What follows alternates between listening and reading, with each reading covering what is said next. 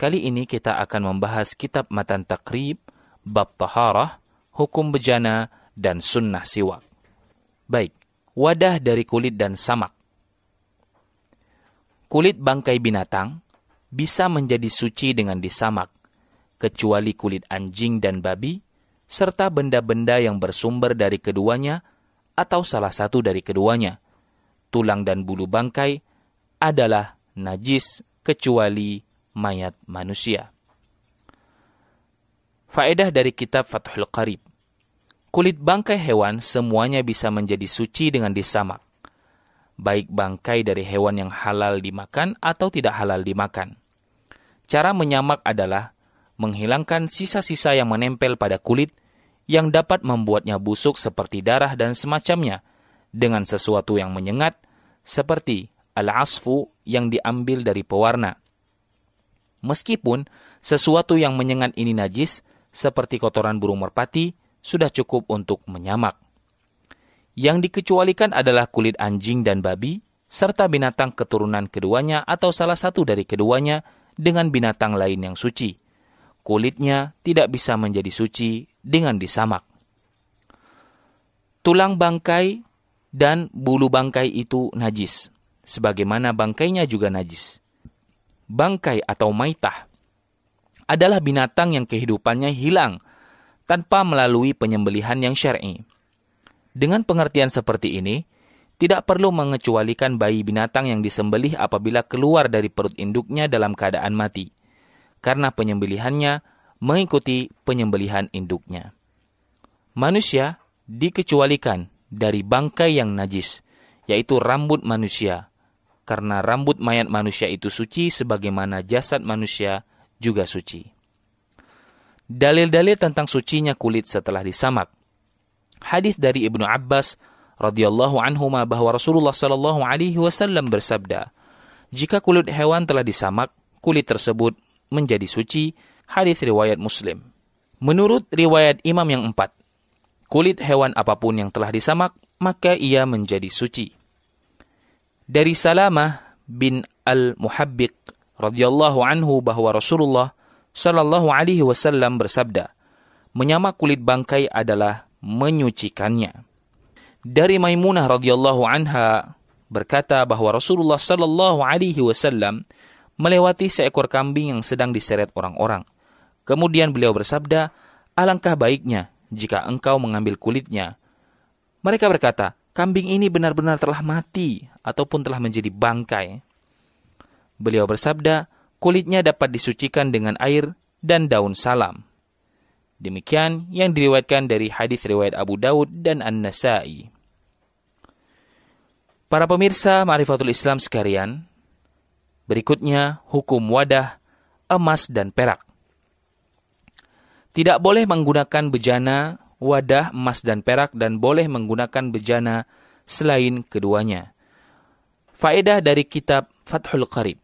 Pertama, tidak boleh selain dalam keadaan darurat, baik laki-laki maupun perempuan, memakai sesuatu dari wadah yang terbuat dari emas atau perak, baik untuk makan, minum, ataupun selain keduanya seperti berwudu dan menghilangkan najis. Kedua, koleksi wadah emas dan perak termasuk untuk hiasan rumah atau tempat duduk, meskipun tidak digunakan untuk makan minum, menurut pendapat yang paling sahih dan mu'tamad, juga tidak diperbolehkan. Ketiga, wadah yang disepuh emas dan perak juga diharamkan untuk digunakan jika hasil penyepuhan tersebut saat dibakar di api akan meleleh, yaitu menandakan tebalnya. Keempat, wadah selain emas dan perak masih dibolehkan, walaupun mahal seperti yakut, yaitu batu permata. Kelima, wadah yang ditambal dengan tambalan perak yang menurut kebiasaan dinilai besar untuk hiasan diharamkan. Namun jika tambalan tersebut besar karena dibutuhkan atau hajat, maka boleh meskipun makruh. Atau wadah yang ditambal perak itu secara kebiasaan dianggap kecil untuk hiasan atau zinah, maka dihukumi makruh, atau karena dibutuhkan, maka tidak makruh artinya boleh. Adapun tambalan emas diharamkan secara mutlak sebagaimana yang disahihkan oleh Imam An-Nawawi rahimahullah. Dalil-dalil pengharaman bejana emas dan perak. Dari Hudzaifah ibn Al-Yaman radhiyallahu anhuma bahwa Rasulullah sallallahu alaihi wasallam bersabda, "Janganlah kalian minum dengan bejana yang terbuat dari emas dan perak, jangan pula kalian makan dengan piring yang terbuat dari emas dan perak. Karena barang-barang itu untuk mereka di dunia, sedangkan untuk kalian di akhirat." Muttafaqun alaih. Dari Ummu Salamah radhiyallahu anha bahwa Rasulullah sallallahu alaihi wasallam bersabda, "Orang yang minum dengan bejana dari perak, sungguh ia hanyalah memasukkan api jahanam ke dalam perutnya." Dalil boleh menambal dengan perak. Dari Anas bin Malik radhiyallahu anhu bahwa bejana Nabi sallallahu alaihi wasallam retak, lalu beliau menambal tempat yang retak itu dengan pengikat dari perak. Kemudian hukum siwak. Sunnah bersiwak. Bersiwak atau menggosok gigi itu disunahkan dalam segala keadaan, kecuali setelah tergelincirnya matahari bagi orang yang berpuasa. Bersiwak sangat disunahkan dalam 3 hal. Pertama, ketika bau mulut berubah karena sudah terlalu lama tidak makan apapun atau minum apapun dan selainnya. Kedua, ketika bangun tidur. Ketiga, ketika akan mengerjakan salat.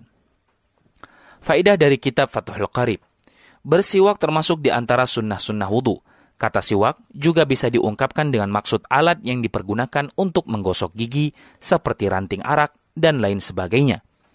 Bersiwak itu disunahkan dalam setiap keadaan, yaitu bersiwak dianjurkan di setiap keadaan dan tidak dimakruhkan dengan makruh tanzih, kecuali setelah waktu zawal atau zuhur bagi orang yang berpuasa, baik puasa wajib atau sunnah. Kemakruhan ini hilang seiring dengan tenggelamnya matahari. Namun Imam Nawawi memilih pendapat tidak dimakruhkan secara mutlak sekalipun sudah masuk waktu salat zuhur. Bersiwak itu sangat dianjurkan pada 3 kondisi ini daripada kondisi yang lainnya. Pertama, ketika bau mulut berubah karena azm, yaitu diam lama. Makna lain dari azm adalah artinya tidak makan. Sebab lain dari berubah bau mulut yaitu karena mengkonsumsi makanan yang memiliki bau kurang sedap seperti bawang putih atau bawang merah dan lainnya. Kedua, ketika bangun dari tidur. Ketiga, ketika hendak mengerjakan salat wajib atau sunnah. Para pemirsa, bersiwak juga lebih dianjurkan di selain 3 keadaan tadi. Seperti ketika hendak membaca Al-Quran dan ketika gigi mulai menguning. Dalil-dalil tentang anjuran bersiwak dari Riyadhus Shalihin.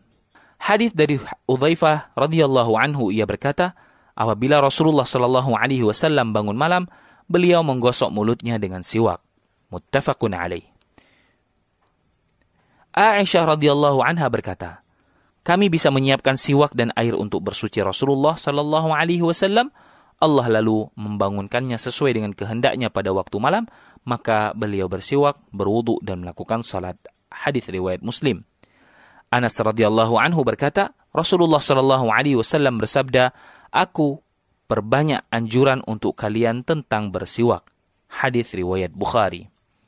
Syuraih bin Hani berkata, aku bertanya kepada Aisyah radhiyallahu anha, dengan apa Nabi sallallahu alaihi wasallam memulai ketika beliau memasuki rumahnya?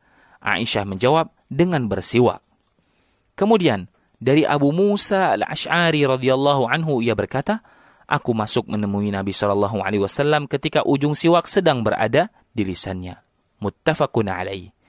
Dari Aisyah radhiyallahu anha bahwa Nabi sallallahu alaihi wasallam bersabda, siwak itu pembersih mulut dan penyebab keridhaan Rabb. Wallahu waliyut taufiq.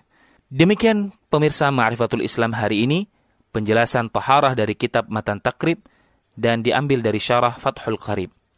Semoga bermanfaat bagi para pemirsa yang belum mengetahui dan menjadi pengingat kembali bagi para pemirsa yang sudah mengetahui.